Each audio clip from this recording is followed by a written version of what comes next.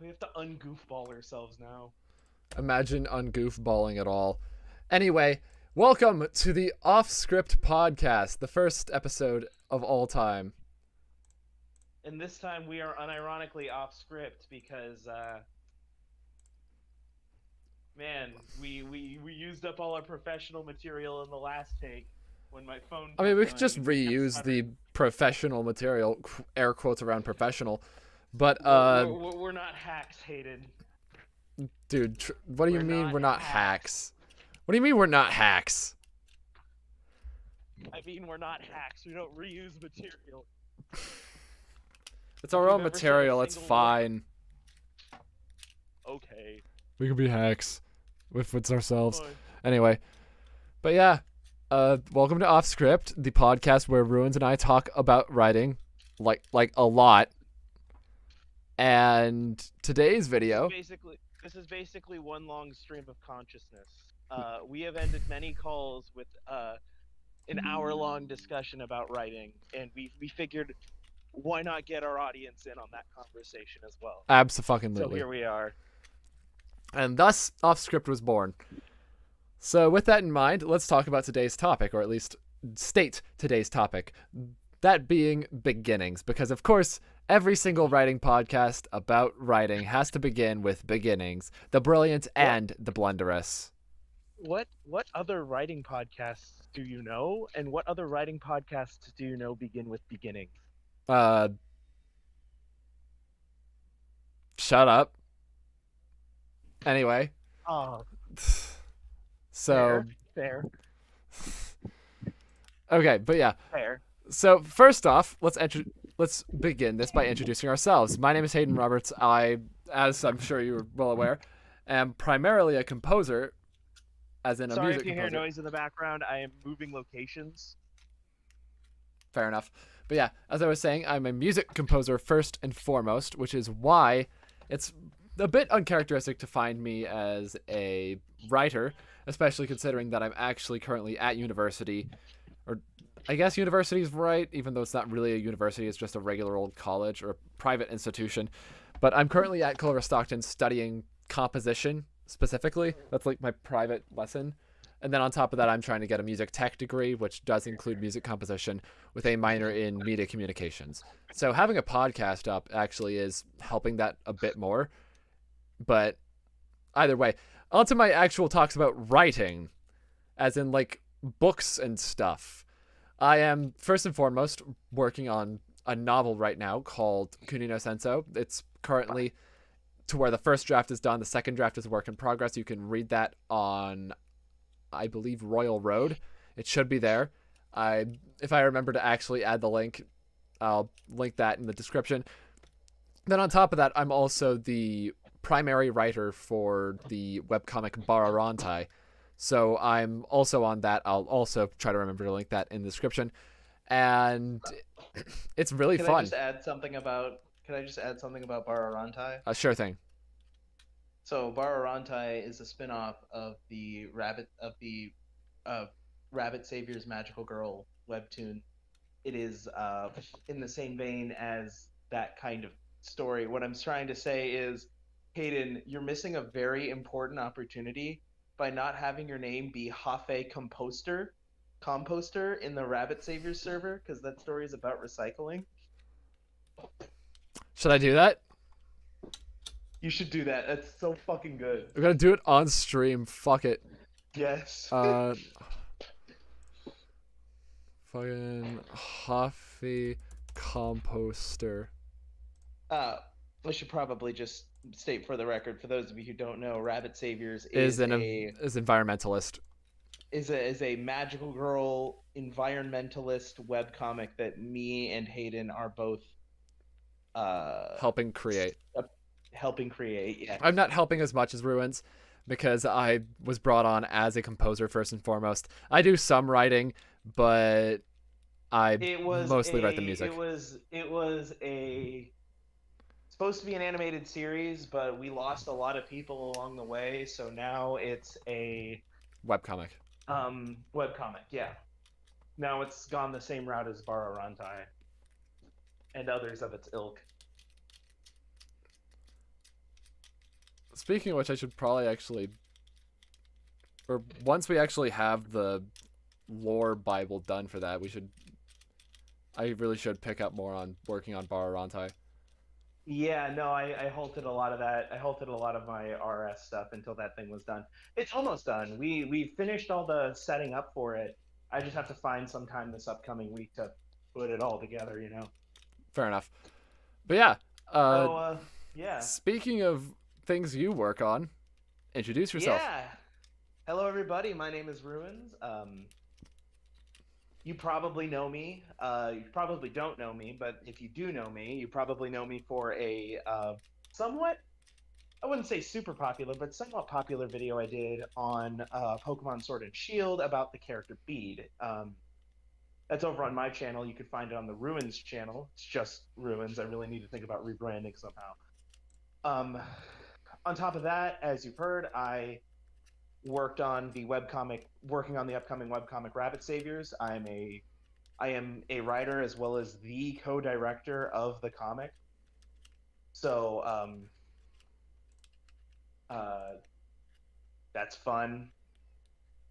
If you probably heard about this podcast through a promotion I did at the end of the second season analysis for Rick and Morty that I did over on the main channel. So if you're coming from there, hello, nice to have you.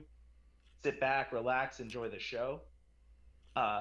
If you're not coming from there and you kind of stumbled upon us randomly, please go check that out.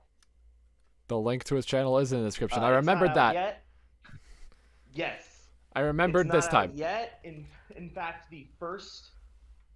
I'm still working on editing the first seasonal analysis for that show. So if you don't want to miss that, be sure to subscribe to the Ruins channel. And on top of that, I am the co-writer of a animated YouTube miniseries called Avastera, which you could find over on the Mattercell channel.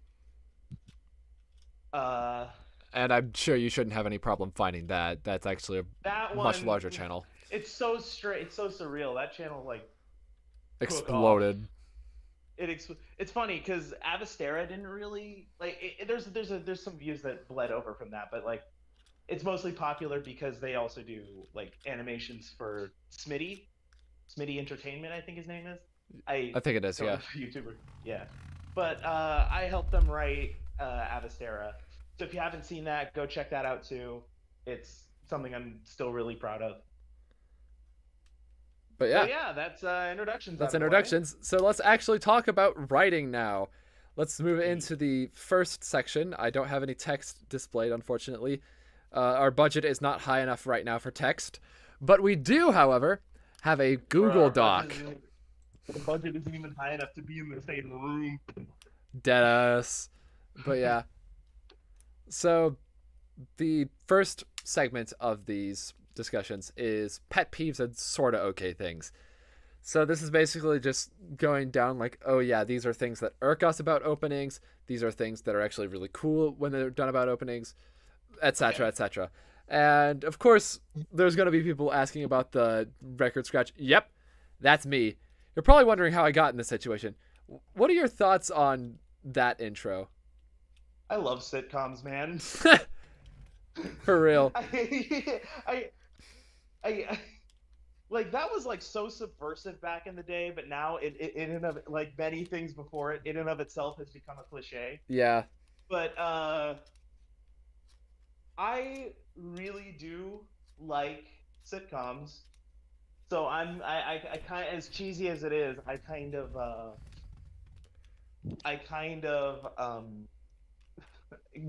fond of them, you know. I'm kind of fond of those classic record scratch. Yep, that's me. Baba O'Reilly starts playing in the background. Yeah. I could play it, but unfortunately, copyright. Yeah. Play a legally saved version of it. Legally copyright you're gonna free. Play it and I'm gonna shout. You're gonna play it. Copyright and I'm gonna shout Audio Jungle remix of Baba O'Reilly by The Who. Uh, I I don't think either of these are it. I think these are just like literally the song. And then there's one where I can play it on SoundCloud. Yeah. That's kind of cool. I have Spotify Premium though, so suck an egg. Anyway, but with that in mind, I guess that leads into the first thing. Sometimes whenever it comes to people writing intros, there's always the worry that they're going to go for all reliable, as in like some sort of introduction where it's all too easy to make that be the start of the work. Like, for example, the "Yep, that's me." You're probably wondering how I got in this situation. It's possible for somebody to do that absolutely horribly. Like, the one Well, that made me okay, you say somebody going for old reliable as if it's like a bad thing. Here's the thing: is that intros are kind of like having kind of like popish, flashy intros is kind of a what's the word? It's kind of an oddity in media because an intro is strictly utilitarian. You know, yeah. they're to set up your character, set up your premise, and set up your setting. I believe. What I meant by that is that somebody could end up choosing an intro because it's like, oh, this is how people introduce things, and then it ends up not working at all, and it doesn't give anything for it. Do you have an example? Do I have an example? Do I have an example? I have one if you I don't think I I do have a have specific one. I wouldn't be able to accurately deconstruct this as I haven't watched a lot of it. But from what I can tell, Ruby, the Rooster Teeth animated 3D anime, kind of has this problem where its intro really doesn't establish all that much because it was kind of just ripped off from a better show. It kind of has this problem where a lot of the stuff you're supposed to know through its intro is just, kind of fluff.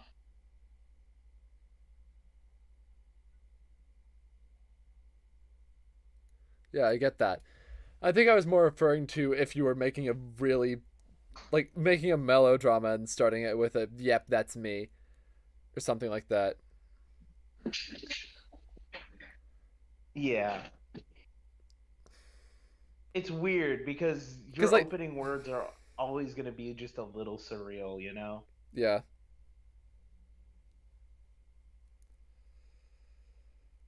So you were going to say before I cut you off? No, no, I think I finished my thought pretty well.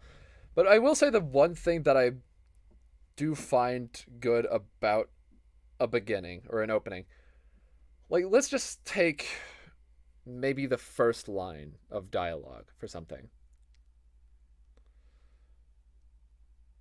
Yeah. When it comes to that, it's it's all too easy to rely on something that's pretty much just saying hello or like a once upon a time or something like that. And that's not bad. There are works that do it well, especially when considering the context of the work. Like, for example, a long time ago in a galaxy far, far away. That's like the iconic Star Wars intro line. But it works in a way because space opera is supposed to have this sort of mystical vibe of borderline fantasy. And so it works in the context of Star Wars as a space opera. Such that is such a weird example now that you bring it up because like the long time ago in a galaxy far, far away is something that you wouldn't like. It's not like a bad piece of writing. It's not, but like it's something that you definitely wouldn't do in a film today. Could you imagine if any of the films you watch, like maybe a Marvel movie or just like maybe like just imagine like you're sitting down watching a movie and there's like this title crawl of all this lore. And the funny thing is, you don't have to read a word of it to understand what's going on. I think But it's it more does just. kind of I think nicely that title like crawl mostly exists to where John Williams can show off. yeah, yeah, because immediately you're not just hit with the title card, you're hit with the ba ba ba ba ba ba ba ba ba ba ba ba ba. Yeah, absolutely.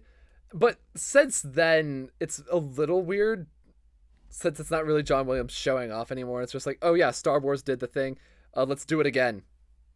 No, Or like wait, like previously one of the things that on. yeah, one of the things I like about Star Wars is that it also like the title crawl like leads into this opening where it's in space.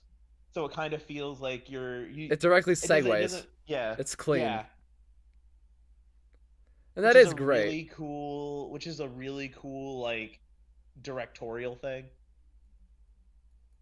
Like that I think that I reminds me think of George that one time when somebody pointed out, oh yeah, my favorite scene in The Godfather Part 2 is where the fade into the tree directly correlates with this guy's mustache or some shit like that. It's kind of like that, mm, sort of. kinda. I'll have to But because then on top of that, there when are I a went lot to of movies that film have just school really, really good opening lines because when the I went to opening film lines school, are. there was a class that I was in where we had to analyze episode 4. So I will definitely pull those notes up in a future episode Absolutely. for sure. Yeah. But when it comes to like, oh yeah, openings, like first lines of dialogue in a film, a lot of people will point to Pulp Fiction by Quentin Tarantino. That's a really good example, at least in terms of film. That film opens with effectively in media res of planning a heist. And Yeah. just starting off with, I believe it was, but how are we going to do it? Is the exact line, or something adjacent to that. Yeah. Starting off with that allows people to get into the vibe of the film, and then actual information is conveyed later, and that falls into the following dialogue. But the media res, like I'm not even saying that I'm not like a big fan of it because I am. That's my style of writing. I hate the slowdown where you have to take some time to establish shit. I always loved it when the audience can kind of pick up on stuff. Uh, the audience can kind of pick up on stuff that's coming at them, but it is very hard to do if you're not careful. Like there's so much to where the audience could just be left confused. They could like be left just not to care. And as we're going to discuss later on, those first 5 minutes are extremely important to keeping your audience engaged with the process. Absolutely. And one thing that I will also corroborate. You already mentioned, oh yeah, 5 minutes. We'll get to that.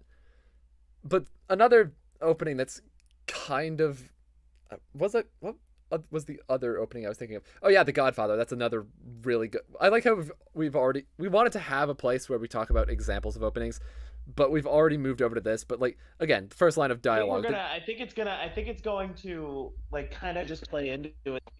Yeah.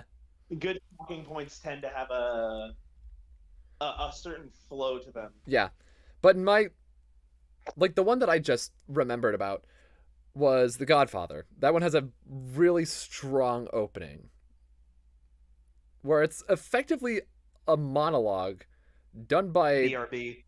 a character. All right, I'll continue the talk regardless. But the opening of The Godfather, for anybody who hasn't seen it, is this monologue of this one man who is talking about how a group of thugs, I don't remember the exact details behind it. I only saw the entire film once, and I unfortunately have yet to rewatch it. But it's this man detailing how a group of thugs attempted to rape his daughter, and upon resisting, his daughter was horribly deformed after the boys beat him up. And so he calls upon the Don to bring his daughter justice. And it's during this scene that we also establish who Vito Corleone is as a person, as well as establishing a sort of narrative or establishing a continuity for something later on. There's the whole theme of the Don can't refuse a request on his daughter's wedding, and so because of that, I'm back. Hey, welcome back. I'm just continuing with my rambling on the Godfather opening. Go ahead. But yeah, I did mention earlier, it starts off with this monologue, And by the end of the monologue, he asks that his daughter be brought to justice. And it's in the ensuing scene that we establish quite a bit about this. First off, it's going to be a film about the mafia, first of all. Second of all, it establishes Vito Corleone's character very well. As opposed Which to... is, if anything, like, the one thing you want to do in these types of films, right? Like, in any film, really, or in any piece of work, if you can only have the time to set up one thing, have it be the characters. Because in more cases than not, even in very plot-driven stories, your characters are the things that are going to carry you through it. Absolutely. Because the one thing that will always stand out is that whenever he talks about, oh yeah, you're asking me to bring these men to justice. I'm not killing them. I will bring them to justice. I will do as they did to your daughter.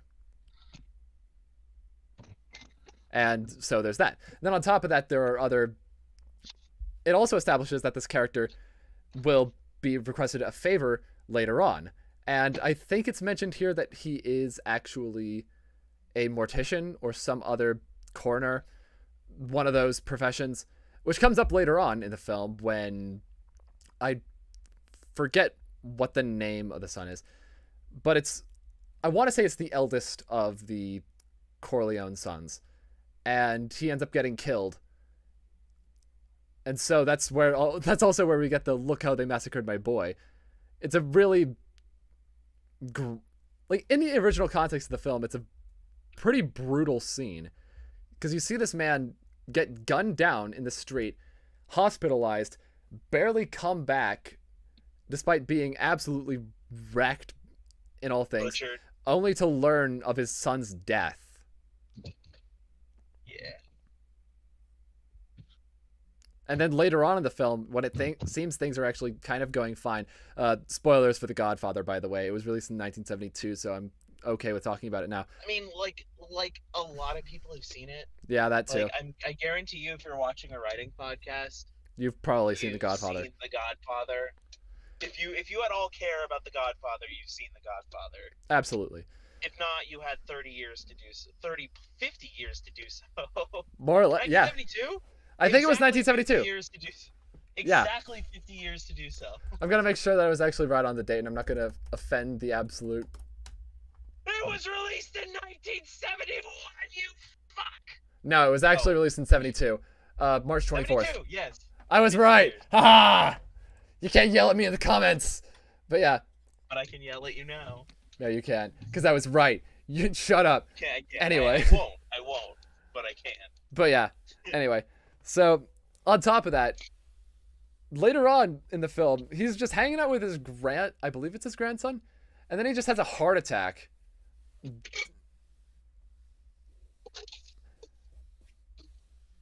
Yeah. And then his son takes over, as in, like, the son that's alive and not in either dead or in Las Vegas. Dead. Obviously, the son that's dead takes over. I mean, it could have also been the son who's in Las Vegas with all the blackjack and hookers. For those of you who don't know, The Godfather is actually a highly popular zombie movie, and it just becomes a zombie movie in the second act of the movie. And then The Godfather Part 2 is the actual zombie movie, yeah. Yeah. Obviously. But yeah, anyway. That's why we see Robert De Niro Vito Corleone in the second film. Yeah. But yeah, anyway, as I was saying,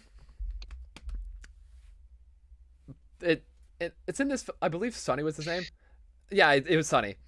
He was the one who ended up inheriting the Corleone type, or like the head of the Corleone family, and then from there he basically takes his father's semi-legitimate business and decides to immediately claim dominance over the entire underground, killing all of the other family's mafia bosses.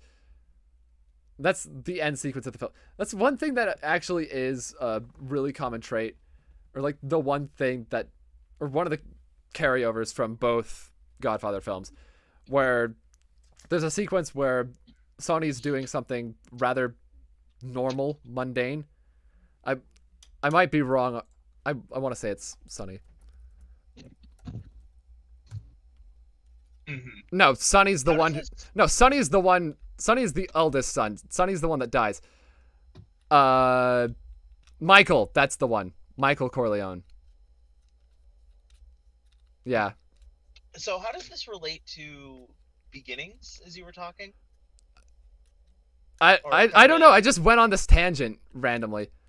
Yeah. Because like I was talking about the opening of The Godfather and how, even though it's basically just a monologue for the majority of it, it does work really well in segueing into the actual first scene, and in that first scene, a lot is conveyed, That's awesome. That's really cool. and it also fits the essence of the film as well.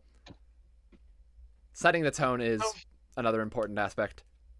For me, one of the things that always like you used a very like classic example of a beginning, but one of the things that always irks me when it comes to beginnings is when this happens a lot with anime and video games, but when your story begins with this out of context fight scene that the audience just has no input on. Hold on, give me just a second. I have to adjust something. All right. I'll be right back. But yeah, building off of that, one thing I'm sure you all know what he's talking about when he says out of context fight scene that the audience has no input on. It's, again, out of context. You don't have any sort of indication as to what's going on, why it's going on, who you're rooting for, etc., etc. And there's a certain way that you can tell when it's an out of context fight and when it's actually somewhat vital to the progression of the plot.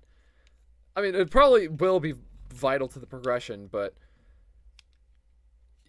I'm sure, again, I'm not the most charismatic without an actual script, but when it comes to these sort of things, like, I don't know if... I hate how unprofessional this is, but I'm ordering food literally as we're doing this podcast because I just have not had a chance to eat any dinner yet. So fair enough. Yeah, excuse sometimes for the sudden dips. All right, fair enough. Just okay. So what were you talking about before? I was back on? actually going to ponder as to whether the devil is a part-timer counts under this definition. It kind of does. The problem is the devil is a part-timer. I wish it's a little bit of a weird. I feel like it's a little bit of a weird kind of context because I feel like there's a certain part where you need to establish that is the devil and that this is the world they lived in and this is the battles they fought, because it's going to go into it a lot more as the series goes on.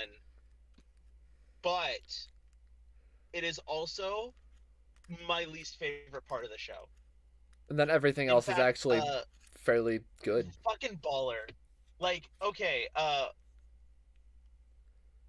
people are gonna hate me for saying this, but I don't like. I've watched season 2 twice, and I've watched season 1 twice, and I'm just not that big of a fan of the Ente Eastland portion of that show. And I know it's part of the lore, as in it's literally the devil working at a fast food job, and that's the joke.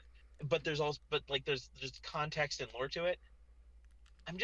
I think the show is at its best when it is literally devil being funny working at fast food job and are getting in arguments with his subordinates or getting into arguments with his with the hero. BRB. All right. But yeah, that a big part of that could be that it's mostly just Ruins' style of writing. I do notice that it does correlate pretty well with how Ruins writes his own stories. It's not something to where he's all like, oh yes, vast lore, let me show you my vast lore. He's much more subtle about it. Even then, you gotta let it kind of like Like you gotta let the lore is gonna be the least interesting part of the story as a whole, and you want to let that. Um, thank you, thank you. The lore is gonna be the least interesting part of the story because it really is just a lot of background facts. Uh, in my opinion, you want to get to the characters and the plot as fast as you can. Get the lore stuff out of there and put it specifically where it needs to be. Yeah. In fact, for the longest time, I was very much a purist on this, which halted my writing a lot because I was focused entirely on characters. Lore doesn't matter at all. Uh, in the meantime, or like somewhat afterwards, I kind of just lore does have its place, but the character, like, it shouldn't overtake, because I've read so many stories where it overtakes the narrative and it overtakes the like people want to focus on lore so much that they forget about like what's right in front of them. Yeah. And I guess like as sort of like a reaction to that, I became kind of anti-lore, pure character for the longest amount of time with my thoughts. But I realized the facet of lore that's like the best, like when it's used best, is at least for me, is when it's sprinkled in the narrative in important parts. It's not the substance, but it really is crack filler. Absolutely. But yeah, But yeah, you were talking about opening with fight scenes. I do want to clarify, we did have a bit of a like a smaller discussion on this topic before actually recording, even today. yeah. We did clarify that Cowboy Bebop does not fit this definition. Cowboy Bebop does a really good job at setting up. Cowboy Bebop does a really good job at actually establishing the main character, who he is, what he's going for. And I'm not saying you can never open up on a fight scene ever. What I'm saying is, and I think you know what I'm talking about, those contextless fight scenes that tell the audience nothing about our story. It's just like, oh yeah, battle, battle, battle, go, go, go. And I think you know what specifically I'm talking about if you've played it. Specifically, Ladies and gentlemen, as much as I love the story, I hate the opening to Fire Emblem Three Houses. I have not played any Fire Emblem games. That would be why I don't get it. But yeah, I do know what you're talking about though. The general concept I'm rather clear on. We've all seen enough anime to kind of get where we're coming with this. Absolutely. I'm sure you've seen a show or two or a movie. I'm sure you that have. starts like that. I'm sure you have seen an anime character. I'm sure you have seen a Kirito or a Naruto or one of the toes. Or a Goku. You've seen a Goku, haven't you guys? Surely you've seen a Goku before. How else could you laugh at the funny picture where it's like, oh yeah, I'm going to draw a red circle, and then in the corner of the image, here's a Goku, haha, funny. I watched. I legit thought you were gonna talk about the one where it's like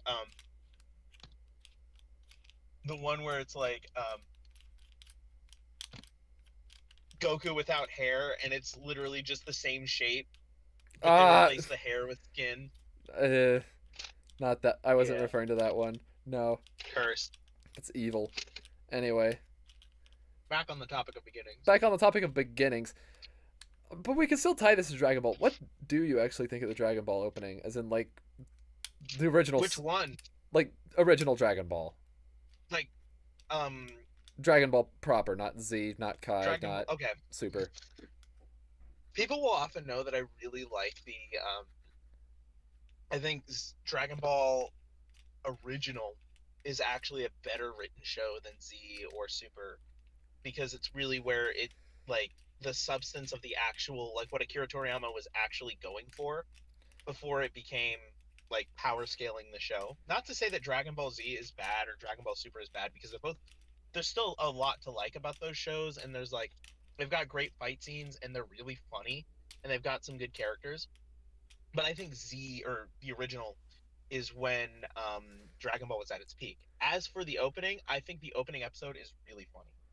As I think it sets up these characters, like it sets up who Child Goku is, it sets up who Bulma is really well.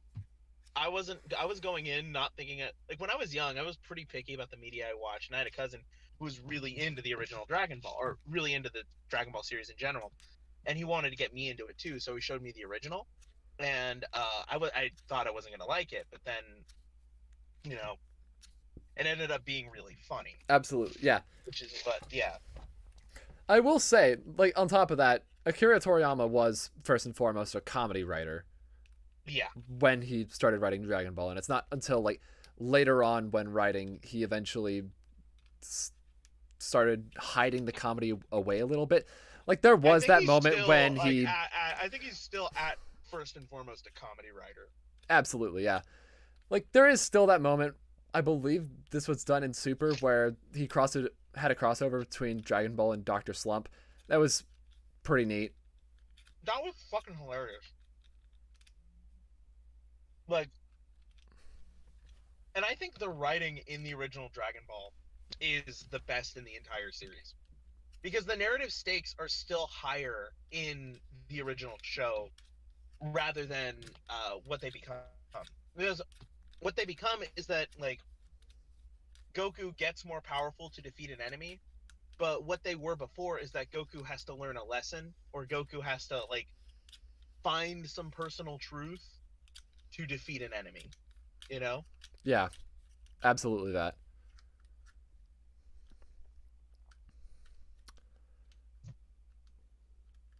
Then on top of that, the series doesn't start off as like, oh yeah, power scaling, more power, fucking power levels. It starts off as basically just like Goku doesn't really know that much about anything. He's just like, oh yeah, my grandfather is a ball with 4 stars on it, or he had a random orb with 4 stars on it, and that was pretty much. Yeah. He was just like, oh yeah, that's cool. Also, sometimes I could fish with my tail. That's awesome. Life's good. Yeah, he didn't even know what a woman was. Dang. I was about to make a joke, but then I realized it wouldn't be funny. Literally the very first episode, he screams at Bulma, "Your balls are gone!" Legendary. And she's like, "Oh, we must be talking about the Dragon Balls."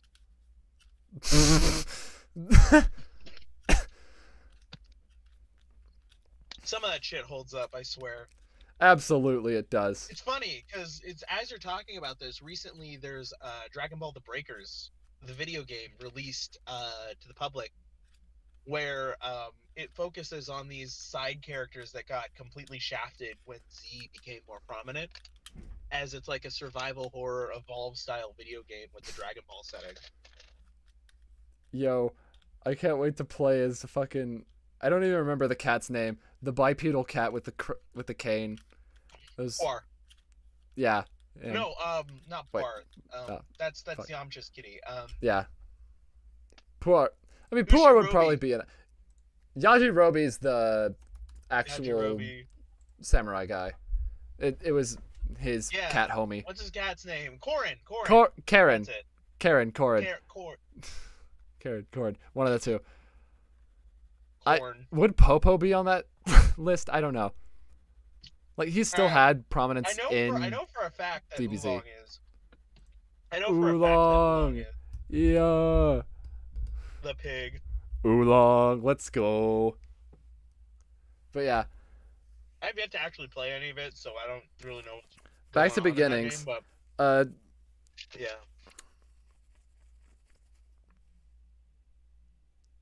You know, speaking of video games, while we're on the topic of a game that I've actually been playing a lot recently, and one could argue if what we're really talking about is writing, but I think that writing is literally in anything. Like, there's a lot of elements that of writing specifically is constructing a narrative that find themselves in other pieces of like other types of mediums. Like there's writing and art, I feel, to where your picture is meant to tell a story visually, often without words, but what it is doing is constructing a narrative. There's So also like this does remind me of one really big rule of character design where people are able to say, "Oh yeah, a character can be easily defined in their personality by the general shape construction of the character." that's writing. Absolutely, yeah. Yes. Like there's also a series of images I remember that somebody made where it's like the most bare bones understanding of the characters of Overwatch. And some of the images do look goofy, but it conveys the characters pretty well, Oh, absolutely. all things considered. Overwatch is meant to be very visually enticing. I mean, if you're supposed to be staring at the game for hours at a time, Literally hours. It's a multiplayer game, so you could just keep fucking playing that shit. Like, Overwatch is supposed to be a lot visually enticing, and I think a lot of the time, until like the DLC characters started hitting, you saw in character design, like kind of like based on like character stature, what these characters are, like their class and shit. Like characters like Reaper or Tracer, you could easily pinpoint as these guys are DPS. They deal a lot of damage. Reaper is holding 2 shotguns and is somewhat slender. He deals a lot of damage. He is not a tank and he is not a support. And then there was like a fourth. Roadhog has a grappling hook. He's probably a tank. Fat. He's big. Big man. He's big. Diva has a literal tank. She is a tank. Mercy is an angel. Angels typically heal things. Support.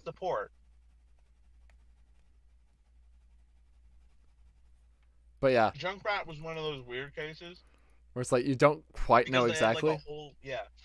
No, it's because they had a whole separate class before they all just combined it into like 3 classes and characters were split. But he was kind of like a somewhat defensive damage dealer. Well, it had like an offshoot of like damage, but not like technically not tank, but technically not damage kind of characters that would do that. Mid. And I feel like, yeah, very mid. Like high damage, but also higher than like average damage, but also higher than like higher hit points than a traditional DPS character. Yeah. So you're taking hits better than a Tracer, but you're dealing hits better than you're still got the power, you still got the mobility, and I feel like that's where things get a little murky. But tank characters is what they become today. It's like Diva being the most straightforward of these characters that I feel. She's literally in a mech and she is the most accessible character when it comes to the tanks. Yeah, the tanks. He's very easy to learn and kind of like very straightforward. Meanwhile, there's not really much to her gameplay. When I did play Overwatch, I mained Roadhog because haha, funny grappling hook. Shut up, Reaper. Roadhog was great. No you ult. Could hook people through walls. Ballin'. Dude, you could hook people through walls, dude. It was so fun. Dude, Roadhog back It was fun being annoying. Yeah. Yeah, I made Reaper. I mean, for DPS, I made Reaper. And I stuck primarily in DPS. For like the 2 months I played in the game, I was a Roadhog main after a while. Consider coming back for 2? Probably not. It's free. I'm still probably not going to. Yeah, probably not. But anyway, back to beginnings. Yeah. I did bring up, a lot of the Stanley Kubrick films have really good openings. And there's Stanley a lot... Kubrick is, yeah. Because like the two that immediately come to mind, for me at least, are A Clockwork Orange, because that's the one Kubrick film that I've actually seen all the way through. I'm sorry, Kubrick fans. I plan on watching more. And then there's 2001: A Space Odyssey, where some people will just say, "Oh, that's the iconic and beloved 2001: A Space Odyssey from 1968 by Stanley Kubrick," but at the same time, it's also the thing about that opening. It doesn't tell you a whole lot, but then again, the film has its parts where it doesn't really make much sense at first anyway. So, in that regard, it's accurate to the film. But then on top of that, it allows you to derive your own whack job theories from it. Like, my personal interpretation is that it's the scene at the end of the film with the Star Child, but from the Star Child's perspective.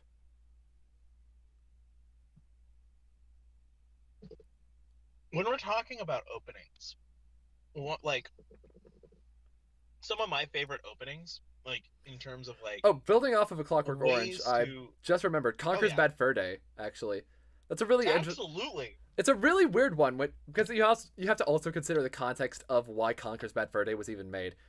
So it opens with a reference to A Clockwork Orange, which was already a highly controversial film, even still by 1990 standards. And so, because of a reference to this really controversial graphic film that straight up got the director to receive death threats because of how crass it was, you have a reference to this in a game made by Rare, a company that before this was mocked for making too many kids-friendly. Yeah, it was mocked for making too many kid-friendly games. In fact, the game started itself off as Conker 64. It's funny. Was Perfect Dark come out? Did GoldenEye and Perfect Dark come out before Conker? I don't really know the timeline as well. I'm gonna have to Google this. Well, they were a Nintendo company, so Conker's Bad Fur Day was kind of this like weird experiment for them, you know.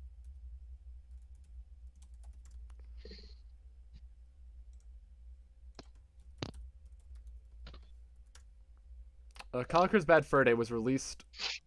There's no way it was released in 2001.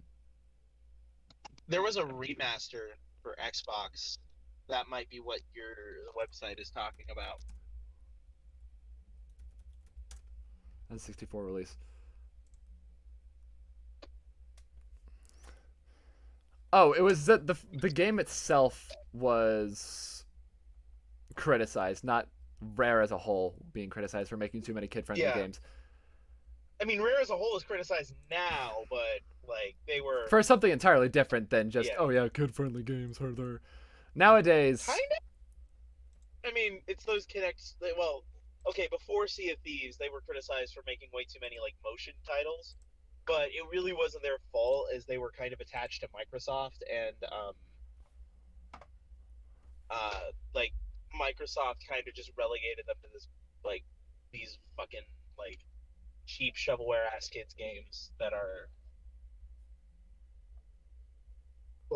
essentially just what it sounds like, sports titles or like motion games, like fucking really Star Wars Kinect. Is that them? I don't know. You said motion games, so I was like, oh, Star Wars Kinect, easy. Star Wars Kinect is something. I don't know if that was them, but Rare did make Kinect Sports and produce the series of Kinect Sports games. And I think after like one of the later games, they were brought on for. All right, it doesn't look like Rare was involved in the development of this. It was developed by Terminal Reality. No idea who they are. They're the guys who make Star Wars Kinect. Yeah. That's all that I could all possibly I know know about them. Yeah, figures. But yeah, back to Conker's and its intro. So opening with this perfectly indicates what kind of a game you're about to play. Doesn't the game literally start with him like stumbling drunk out of a bar and then like taking a piss on the scenery around him? I think that might be like before the title screen. But like once you boot up a new save, it's a reference to A Clockwork Orange. Right. It's been a while. Like straight up slow pan and everything. The funeral. It even has the funeral march for Queen Mary, which is, of course, the opening theme to the film. It really does. It really has been a while since I played that game. Any rare But game for real though, but yeah, a like reference to an extremely controversial film from the 70s that would still kind of be in the. I don't even know what term I'm looking for. Like the consciousness of people in 2001. That sort of thing does really strike it does seem very intriguing how you're going from there's this game that we thought was going to turn out to be this fun kids friendly game because that's what E3 seemed to show, and then we the played kid friendly game. Banjo-Kazooie. Yeah, we played Banjo-Kazooie. These are the banjo guys. And then you get Conker's Bad Fur Day and you suddenly realize your mistake. But yeah, great intro. Conker's Bad Fur Day was doing Sausage Party before Sausage Party even was rumored. Before it was even a little Before it was even an idea in a Seth gestating Rogen's head. a gestating idea fuck in Seth Rogen's brain. I'll say it like this. Conker's Bad Fur Day was doing Sausage Party well before the main character in Sausage Party was even a pig. Yo, dead ass. No, it's funny because Rare always kind of had this really good like way of introducing their games. Banjo-Kazooie also opens up on a pretty straightforward note where you're just like, oh yeah, band vibing, your sister's playing, that's pretty cool. Oh, your sister's kidnapped. Explore this world, and we're gonna tell you about the mechanics while you do so. It's great. But we're not gonna tell you about the mechanics. We're gonna just show you the mechanics. It's like, oh yeah, here's this thing. How do you want to do this? I didn't play as much Conker as I would like, or as much Banjo-Kazooie as I would like, because there was like the free trial that they had for a while on Xbox One. Yeah. And then I reached the end of the trial. I didn't have much digital money at the time, so I didn't purchase it. It's a good game. If you ever Rare Replay is very easy to get your hands on nowadays and fairly cheap. So if you ever find yourself like, there's a lot of good shit on there too. Like I think Perfect Dark 1 is there, Jet Force Gemini, which is a game that's harder to come by nowadays. I played a little bit. I ended up removing it from my Xbox because it's a lot of games that take up a lot of space, but all good shit. But yeah. Now I think now's a good time to actually start talking about. I think like if we're talking about like even like from the before we get off this topic, a game that kind of does this very well, although I don't think it does it as clearly, is Jak and Daxter. Jak and Daxter, like the opening cutscene, but I'm talking about like the opening level. The opening level does have that like tutorial stuff, but it's still like a really fun video game. You're still platforming your way through these sections, and even though it is a tutorial level, I feel like it doesn't linger on the tutorials all too much and gets its point across fairly quickly. Yeah. I was just going to say that now might be a good time to talk about how to actually write, or how we personally go about writing openings. And thus, the 5-minute rule. Yes. Allow me to explain. Absolutely. So I have this rule. So this happened when we were showing like the first draft of Avastera to a friend of ours. And ever since then, I've kind of ingrained this rule into every piece of my writing and every project that I'm a part of, is that when you're writing a story, you want to imagine that your story is on TV. You want to imagine specifically that your story is your story is one of many options on like a Netflix streaming service or just television, and that the audience member that is sitting there is just kind of bored, looking for something to watch, and wants to be immediately hooked. You want to just imagine you want to, as soon as you can, find a way to hook your audience. The rule for us is if your audience is not hooked in the first 5 minutes, you've already failed. If you cannot get your audience to, because nowadays people are spending less and less time on things that don't interest them. So, like, you want to establish what you can do. You want to establish what your story is as fast as you can. You want to try to keep people as fast as you can.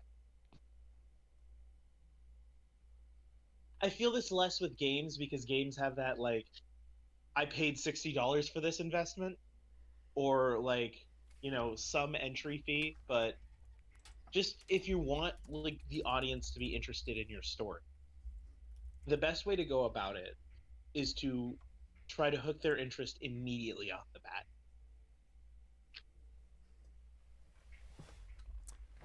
And the best way to do that, in my opinion, is to just be as open and upfront as you can with what your story is.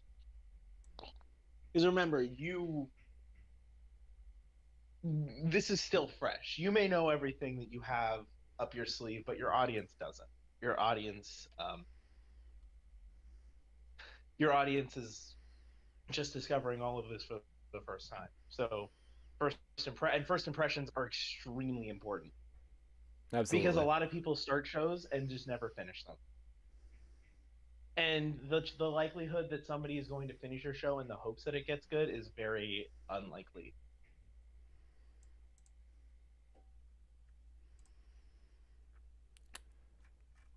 Building off of that, uh, the whole assertion of you have to hook your audience as soon as possible. I think that's where adaptational differences end up emerging in a lot of work. Like, for example, the opening to The Lord of the Rings. In the film, they have it opening with the actual construction of the rings and the general lore to that. And then it goes over to where the book actually starts.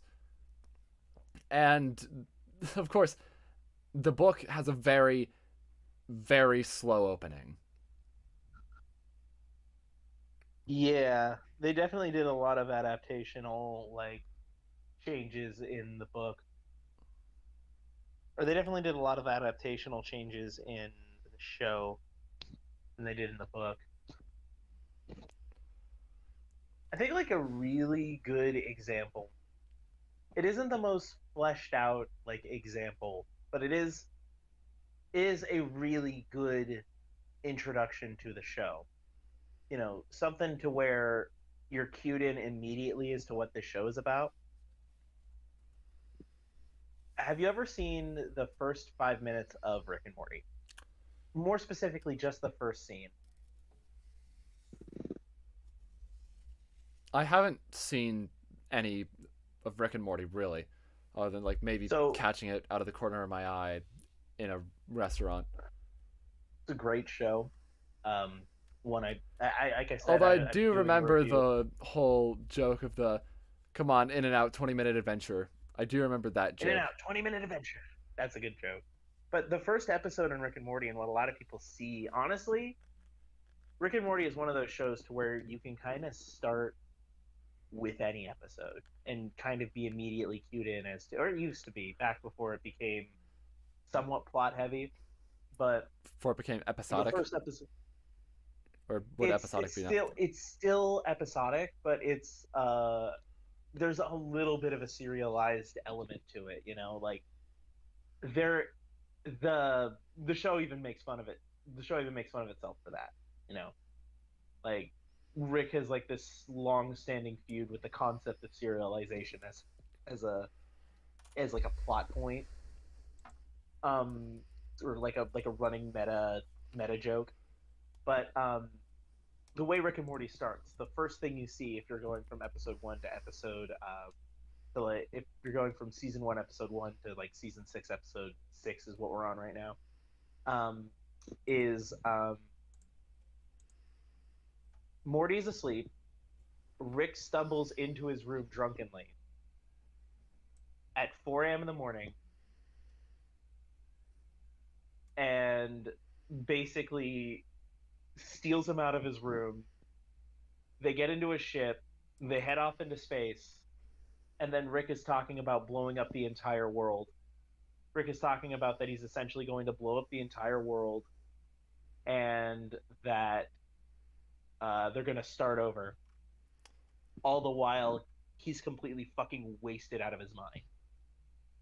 And Morty's just like trying to stop this, trying to say, "Hey, no, you can't do this."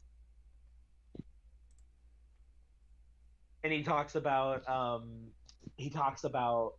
you know, they're gonna go over to Morty's crush's house and basically have her tag along, and then Morty and her are gonna be like this new Adam and Eve. Oh my god. There's a lot of things that sets up.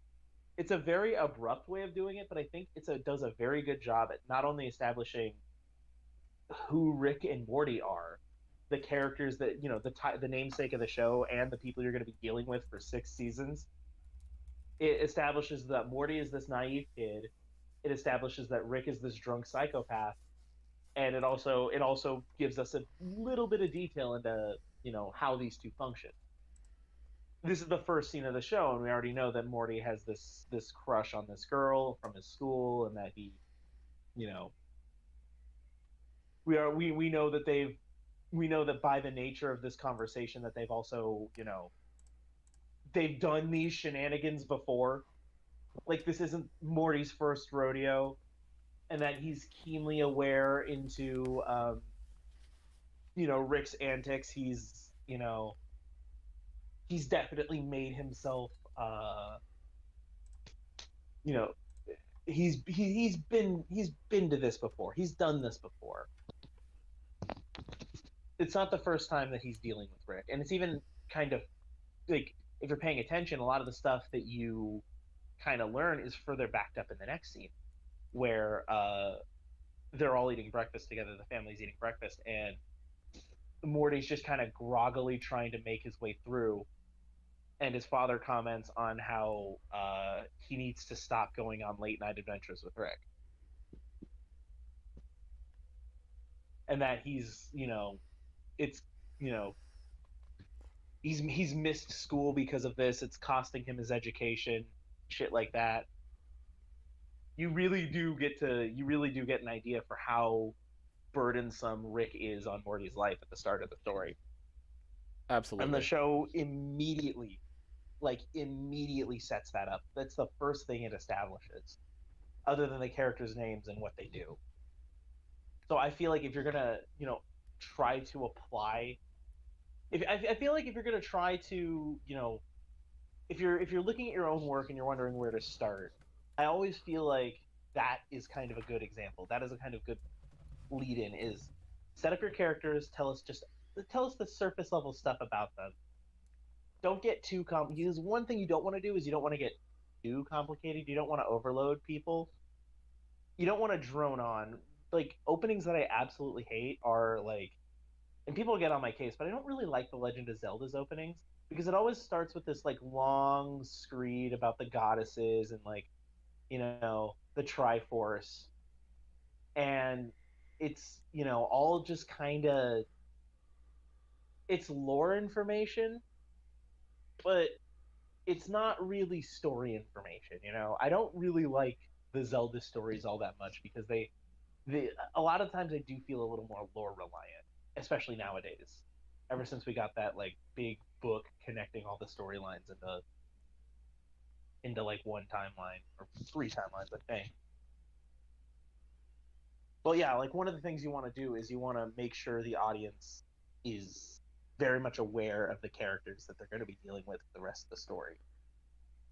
Things established in the first scene should carry over to the last scene, or the most recent scene. Do you have an example of when you've done that in your work, Hayden? Um,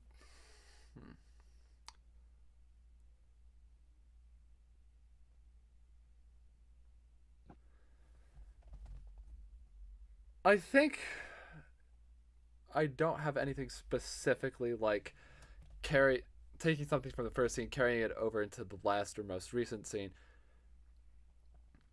I tend to focus more on how things change over time as opposed to harkening back to this is how it once was, this is how it will be. But like, I'm not even talking about that. Like everything in the first scene has to carry over. I'm talking about like a even if it's like a lone character trait or just establishing the character's names or something like that.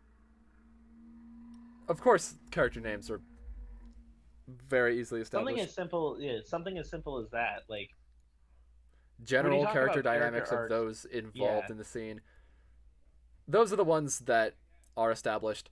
Character traits also come out and are later expanded upon, developed throughout the course of the work. yeah.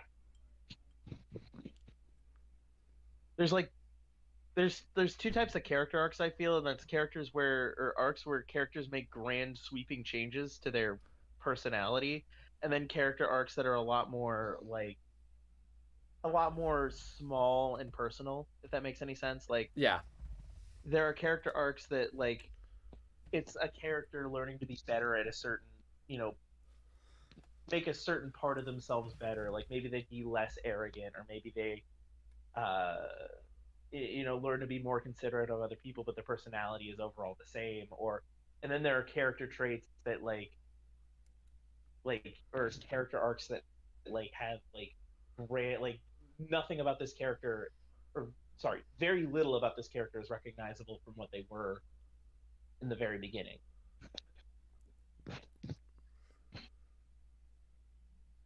You know, and in both of them, I feel like how you set up the character is equally as important, but for different reasons.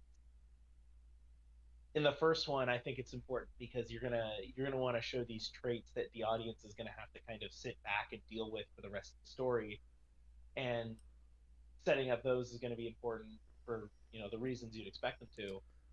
But in the second one, I feel it's important because if your story is about a grand change, a grand shift in this character, then you're going to really want to establish, in order to really sell the audience on that, you're going to really want to kind of like establish what those character traits were, why they needed to change, and how and why they have changed. that's a really big thing. One, because building off of that, it lays the groundwork when it comes to establishing character traits in the opening scene. That allows you to lay the groundwork for one of my favorite methods of creating character arcs, adapt or perish, which I have stated several times out of this podcast. But adapt or perish is simply put the philosophy of a character will usually have one trait that they must either fix about themselves or die because Hmm. of their inability to fix it, Hmm. or face other similar tragedy. Perhaps not actual death, but Loss. other loss. Yes. It's funny because Perhaps you have a character who's a notorious blabbermouth or a really avid or a really nosy person who also happens to be a really big gossiper. But of course, they end up gossiping to the wrong person, and the people they love suffer for it. you know uh I've been watching this show very recently, and I just recently got to this uh wait, when you talk about it, is it specifically about overcoming something, or is it maybe adapting in, you know do you mean could that also apply to adapting in other ways as well? Adapting in other ways as well, yes. Overcoming is more. I tend to think of the term overcoming more in the context of a character has something forced upon them, as opposed to something that's been embedded in them that they end up course correcting throughout their it's a continuing little it's a experience in little life. more traditional. It's a little more traditional, but in Doctor Stone, I just got to the second season, and there's this part in the second season where one of the major characters is escaping from prison, and it's literally everything that he's learned. Like, this character is established as being naturally curious just about the world around him, and it's established as it sets this up that he was like this from a very young age, and what we like we see him essentially we see like him we see like literally everything that he's learned kind of culminate in this prison escape scene. We see him essentially like, so his biggest trait from when he was introduced is that he's like just a collector of like materials, like raw materials, like plants and rocks and stuff. um we see that come into play, but we also see how he learns from the main character when the main character eventually comes to their village and teaches them all about the wonders of science. We see all that kind of stuff. We see him, and one of the really fun parts is that later on in season one, there's like this other character who's like an actor, who's like a famous actor, or as he's referred to, a mentalist, come to the village, and we see this guy essentially bluff his way through important plot points. And we also see how this other character, the one trapped in the prison, had observed that and tried to use that this bluff tactic that he had. So when you say adapt or overcome, that's kind of what I think about. You know? Fair enough. But it's kind of funny that you talk about adapt or perish, because I don't feel that perish means death. I feel that perish can definitely be the start of a character arc, you know? Perish can The also very mean beginning. you can also just twist the definition and think, oh yeah, non-perishables spoil. Something about the character goes rotten if that doesn't change. Sometimes you start at the character's lowest lows. My big story, the one I've been telling you about for a really long time, literally starts after the main character has essentially lost everything. Yeah. And tying it back to beginnings now, how I usually write beginnings. It's really weird thinking about how I write beginnings, because I don't think I really had a codified way that I've done beginnings before. If I'm thinking of it in terms of like a musical piece, I tend to have it to where there's some way for it to call back to the opening, or at least when it comes to something that does have a narrative. Like, for example, Southampton. One thing that I do like about Southampton is that it is, at least in terms of its score, very cyclical. To where, like, if you listen to the last part of the musical, and then directly after that, the first part, it loops really well, but not like a perfect segue into the very beginning. More like it feels like it ends in a very similar place to where it starts, which is a bit what I wanted to convey with the story. There was a sense of everything being set in stone with how the plot would progress, but at the same time, the score is what conveys that the most. It's simply viewing this as a tidbit of history for these characters.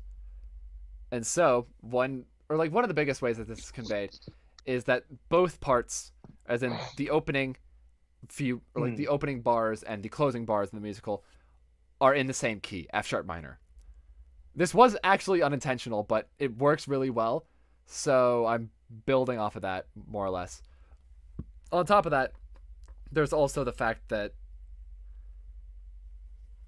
there's a lot of motifs that are established even in the first 16 bars of music, which comes out in this really dense texture. But those motifs, they're clear enough to be heard, to where you can hear the motifs, to where when they come back later on in the score, they seem familiar enough. And in a way, you could look at that as being a pretty good example of how to write an opening if you just take musical definitions and then apply those to literary definitions. It's all writing. It's all writing, yes. But another or one correlation to that, Kuni no Senso, it initially had a really, really bland opening. Yo. But then eventually I got around to the second draft, and it was once I had finished the first draft that I knew how I wanted the book to open. And it was calling to that second draft, or that first draft's ending. That being also an explanation for the title, now that the book had actually grown into much more than I had initially thought Kuni no Senso to be. Because at first it was just volume 2, and now there's a third volume and a first volume, which, although smaller, is pretty much just as necessary to the story that I want to convey. It's no longer just about Yukon and his fight against Kunshu. It's about the entire feud between the Kenshi and Mujikina families. You know, it's kind of funny. There are certain elements that start to inform, like, it's so, like, with my big story, which I'm not going to reveal just yet, there are kind of parts that, like, there's a lot of other media, other pieces of media connected to it. There's a lot of stuff that I've written as, like, spin-offs, anthologies. I'm working on essentially, like, a big grand world that has a big you know, it's kind of like this big grand tapestry of content. And it's funny because the more, like, stuff, like, I've just been kind of falling into this habit of, like, eventually there will be a piece that inevitably, like, makes its way into, like, spin-offs, like a spin-off. And then because that spin-off exists and I've already started writing that spin-off, you know, at first I'm never sure about it, but, like, after I start, like, really getting into it, the spin-off material actively affects how I write the main material. You know, it actively has a hand in. And then after that, Even it gets its own spin-off. sometimes. God. Hint, hint. Funny. It's funny because literally that and the other story in that timeline are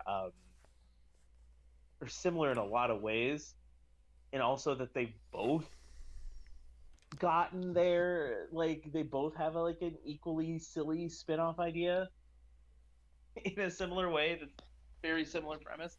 Yeah, but anyway, back to what we were talking about. Yeah. And like, it's because of that the idea of calling up, effectively referring to this feud as a war between nations, since the two families do technically come from different countries, that was kind of what allowed me to justify the title remaining. And it's through leaning into that I'm able to also have a very strong drive into what Kuni no Senso is truly about, as opposed to simply leaving it up as is it a tale for vengeance? Because it's not really that. There are I think there are like 3 effective storylines, or 3 effective ideas of what Kuni no Senso is about, happening in tandem with each other. First off, it is a story of rivalry. Second, it is a story about dealing with the inevitability of fate. And then it's also a story of leaning upon each other in a time of crisis.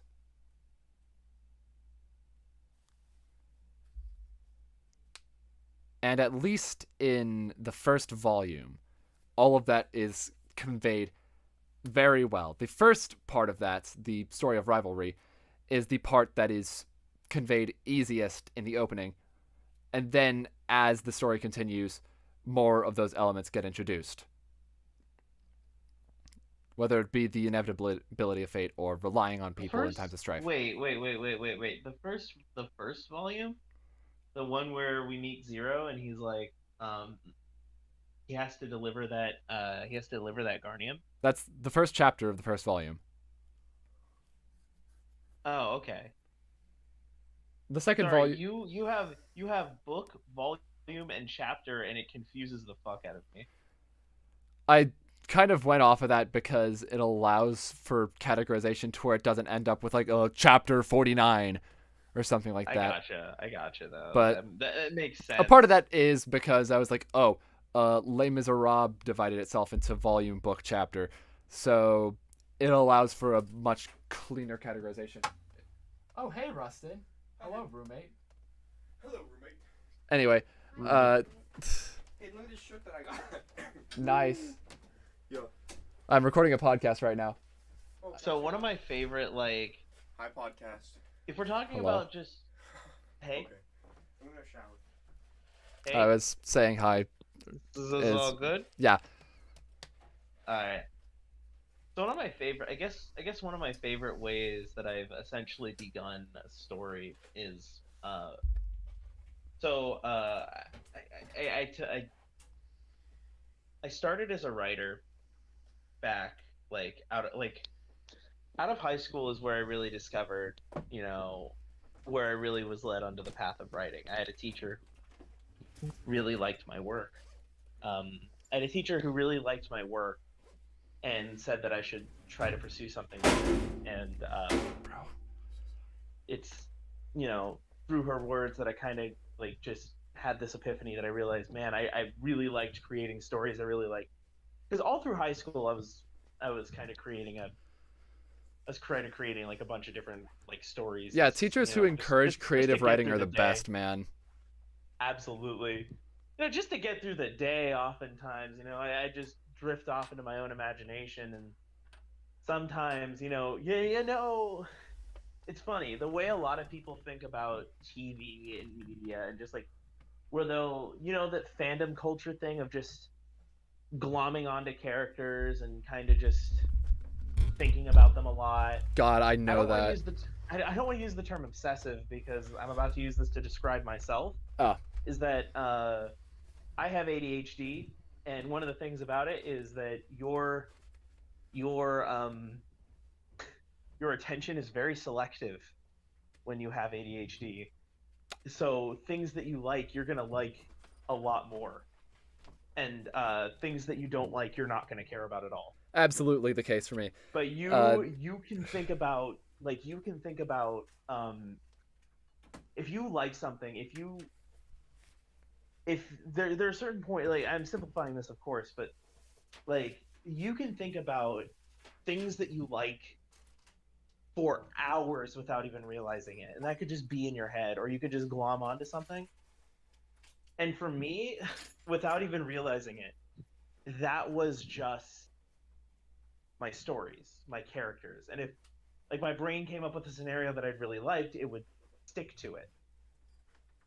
And that I've been doing that, like, I've been doing that even before high school as well. Like, I noticed that when I was in elementary school too. But when I thought about that, when my teacher said that to me, it kind of set me on the path of saying, like, if I view the world in this way, why not, lean into that and start producing based on that? Because Where I was going with this, I've been pretty. but like, No, I do get what you're saying though, because like in my case, I have autism. I haven't really been subtle about that at all, or at least not recently. I haven't been subtle about that, but I have that same sort of special interest thing, and so whenever it comes to like, oh yeah, I'm thinking about my work and how cool it is sometimes, I have a tendency to just mutter to myself about, oh yeah, this work that I really like, it's so cool. I'm gonna make a sort of video essay about Sunday in the Park with George under my breath while I'm walking to class. Why? I've literally, I don't know. I've literally done the same thing, except it's not just been so. Like throughout the day, like as you can tell, I run a video essay channel. If you go into the description and check out my YouTube videos, I think about those a lot too. and the way I construct them, the way I plan out the script, is I will literally, as the ideas come to me, I'll often be like alone in my car and I'll just say whatever's on my mind, and I will repeat it until I get the phrasing correct, essentially. Absolutely. Yeah, I got that. Yeah. So, yeah. What I was gonna say is that I think I was gonna lean onto the topic of it wasn't until 2016, like after I've left high school, is that I really started like getting into properly script writing. And one of the things about proper script writing is storyboarding. Like oftentimes scripts and storyboards go hand in hand. Um, Scripts and storyboards go hand in hand when you're trying to put together work, especially now that we're doing the comic work for Rabbit Saviors. Like holy fuck, that's a lot more art than I'm that's a lot more art than I have the mental capacity to do, you know? Yeah, like the crazy thing for me is that I format my scripts in a very different way from how a lot of other people format scripts. Because like, whenever it comes to a place, I format a lot of my scripts in this weird limbo between a film script and a play script, and then not even that. I think the main inspiration for my formatting was like those specific copies of musical scripts that they would distribute through MTI, as opposed to MTI? like actual, as in musical. I I don't think it's. I forget what the M in MTI is, but I know that Is the that T is like theater. is that like, school plays? Yeah, Is that like school? Oh yeah, of course, like those little MTI booklets Concord. that Concord yeah. Theatricals. No, Concord Theatricals is something different. MTI is something different. Musical Theater International. Yeah. No, like those like I used to do musical stuff. I used to be a part of a lot of summer drama programs, and that was essentially like we got a lot of those little books too. And it's those. You The know, big thing is those books are the ones that inspire how I format my scripts. Because I'm not gonna lie, there's definitely a part of me that has that. Like, it's not the direct inspiration. I'm very like I did go to film school, but I was writing scripts before I went to film school, and they helped me clean everything up. They helped me like they actually format scripts. showed they sanded my edges a bit and made it look a lot cleaner. And now I can do a lot of that. Like if you look at a script from say 2017 before I entered film school, and then you look at a script like now, you'll kind of just see that it's just formatted a lot better. Like it's formatted a lot better. I'm not gonna no, they did help me kind of get a better handle of things, but for the most part, I am self-taught. I feel that because that's kind of what's happening But right it now with music as well. Because am a I was even going into it a fairly decent composer. Like I was passable, I guess would be the proper term. But now that I'm actually going through lessons, a lot of what the teacher's talking about in terms of specific contours, voice leading, harmonic interplay. Okay, a harmonic interplay was something I already had a decent idea on, but it was more like voice leading. That's the big one. There's also actual melodic contours and keeping variety in pieces, foreshadowing certain elements prior. Those are things that I began to think about a lot more as I actually took those lessons. And so there are some things that I look back on in my earlier work, and I just don't know how my current style would be able to build to that or No, it's work with funny that. because like we talk about our current work versus our earlier work literally today. Um, Literally today, I was thinking about a bit of a story, but I swear it rounds back to what I'm talking about. So, um, my town has these like my town has these just I was thinking of this what if scenario. You know, my town has these open mic comedy nights that you can go to and essentially, you know, perform at if you're just like a newbie. And occasionally at those nights, there will be people who are affiliated with networks, not like talent scouts, but like people who are affiliated with networks and are looking for people to like do 30 minutes of comedy on a specific station. We've had that. We've had people from our town get not big specials, but like some small time stuff, or like I think there was one guy I can't remember the name of who ended up on Comedy Central. But one of the things that I used to do a lot of that back in 2017 just for fun, and I was thinking about possibly going back to it. So and my brain just kind of kept going on what if scenarios. And for like a lot of comedians will get their own like animated show based on their own comedic style. And my brain went to, if I was offered a position like that, if I was offered like a chance to do that, obviously like just a hypothetical, if I was offered a chance to do that, what would my show be? And I was thinking about this, essentially this self-insert story that I wrote a long ass time ago. It was called Batshit Reality, and it was essentially what it was essentially a super fucking wacko whack job version of my life out of high school. Basically, think like a slice of life sitcom, but with like the wacky elements of Rick and Morty, you know, Yeah. where it's characters going on like high concept adventures and stuff. But it was the premise was essentially me, the girl I was dating at the time, and stand-ins for my cousin and the girl he was dating at the time. And we all lived in a house together, and would get up to some crazy shenanigans. Seinfeld, but And I thought, silly. we do get a little bit silly from time to time. I do. But I was thinking about like how like if I were to get a show on TV that would be based on my comedic style, it would have to be that, right?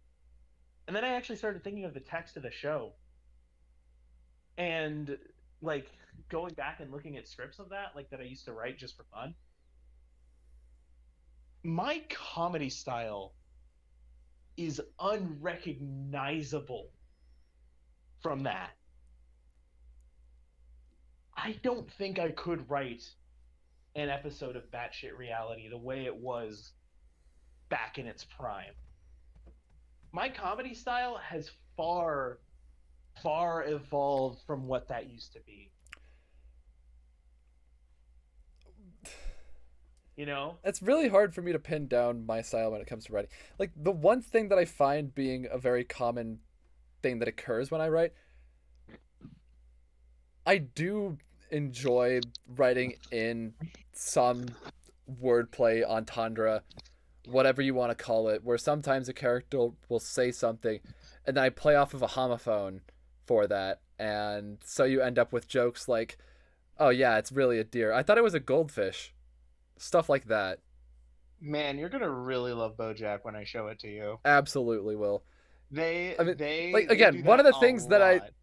because like on top of all this stuff, there's also the fact that one of my favorite actors on Broadway actually has a speaking role in that. Raul Esparza is the actor. Yeah. I don't remember the name of the character he voices, but it's like this rat guy who has glasses. Yeah, this is kind of neat. Oh, I totally should watch it sometime. But anyway, absolutely. what else is there to discuss? I feel like we've pretty much But oh got yeah, the no, I was going. general gist down in terms of I had talking a about tangent that beginnings.